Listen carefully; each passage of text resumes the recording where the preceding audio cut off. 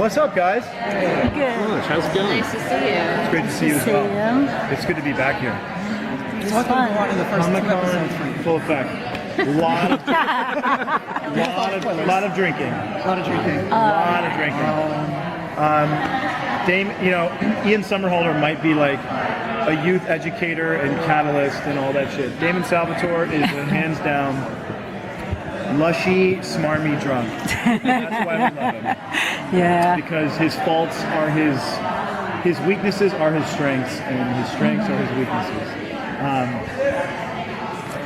Crazy bastard. But when I leave tomorrow, we shoot all this cool stuff. There's a lot of great Damon and Bonnie stuff because ultimately, to be honest with you, last year the opening of season 6 with Damon and Bonnie was my favorite stuff ever. It was such great stuff. Excuse me. And I think, look, it's like, imagine she's the reason that his girlfriend is sort of chilled out in this box for the next 70 years. They look at each other and they resent each other, but they love each other and they are stuck together and they have to stick with one another. And, I don't know, to me it sounds like a beautiful recipe for disaster and amazingness.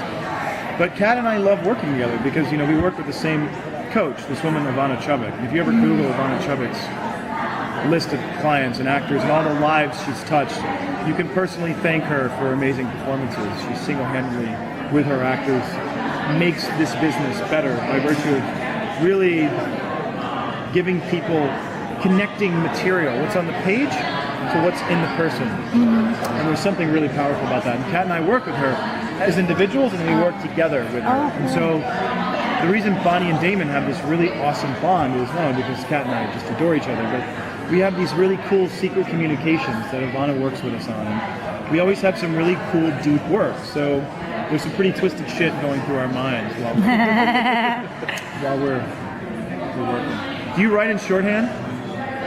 Maybe. Oh. I've never understood. I actually really I wanted to take a course in shorthand. It's amazing to. No, I just write down like half of your quote and then I go back and I listen to the whole thing later. But speaking of Damon and Bonnie, there are a lot of people who want them to be together romantically. Any potential for that storyline? Well, I think. Listen, I think that what's really cool about it is that there's so much, true, not necessarily love stories, but true, really deep relationships come from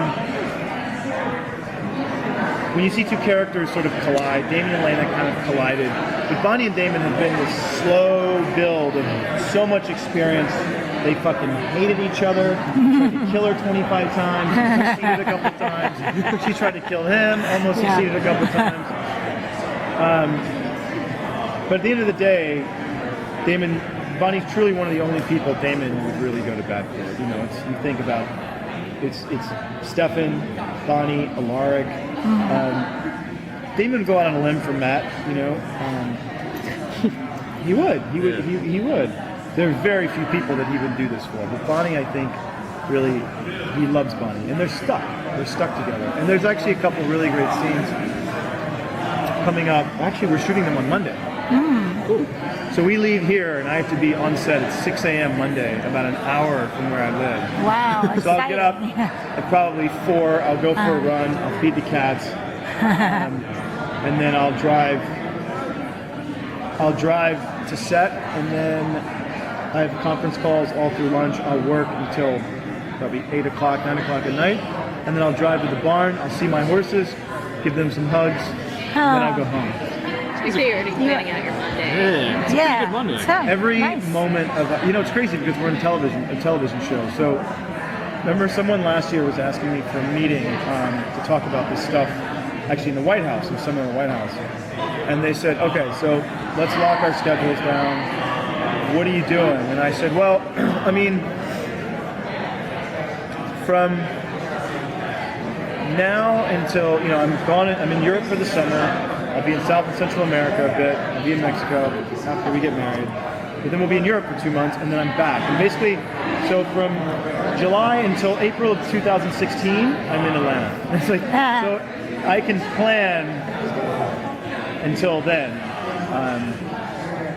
But yeah, every moment, when you're on a TV show, every moment is scheduled because you're such a priority for the show, because every moment has to be. Without giving away too much, where we will find Damon in the first episode of the season? Are we going to see more of the old Damon after Atlantis go on? Listen, we want to. Oh, sorry, I didn't mean to cut you off. No. Go ahead. So Go ahead. Perfect. Sorry, I'm in the camera. If you go back and you look at season 1, 2, and 3 of the show, you really look at some badass storytelling, some stuff that was deep and beautiful, yet simple. You know, it used to be the biggest fucking moment was Stefan telling Lainey he's a vampire. Now we have to blow up 3 cars and kill 20 people to get that same effect. It's like, you know, it's like drug addicts. They have to do more and more and more to get the same buzz, and it's a shame. So we want to go back to that season 1 and 2 type of storytelling where it's sexy, it's volatile, it's dark, it's funny. Damon, you know, look, Damon was this super volatile, very unpredictable guy. Wasn't very nice a lot of the time, but he was vulnerable, and people can respect that, and it draws people in. So, without giving too much away, we want to go back to that type of storytelling. Shit that means something to people, without getting bogged down in mythology about moonstones and wolves and all that shit. You know what I mean? It's like, it really takes a toll on you. It takes a toll on the writers. It's not fun for them to have to come up with, well, when there's a full moon, and there's this comet, and then there's a stone, when they all line up, and then they lick each other, crazy things happen. Like, I don't want to have to deal with that. I want a fucking scene. It's just between 2 people who either love or hate each other, but whatever it is, they're coming from real places about real things, even though there's ghosts and vampires and shit. Nice. I remember our DP, the first 3 seasons, this guy Paul Summers, the first 2 seasons, who made the show look like the show. He's a genius. And our camera operator, Jeff Schatz, who actually became our director and is crushing directing great episodes now, they used to kill me every season 1 and 2. I would get so angry. I don't bitch on set, but I get very impassioned.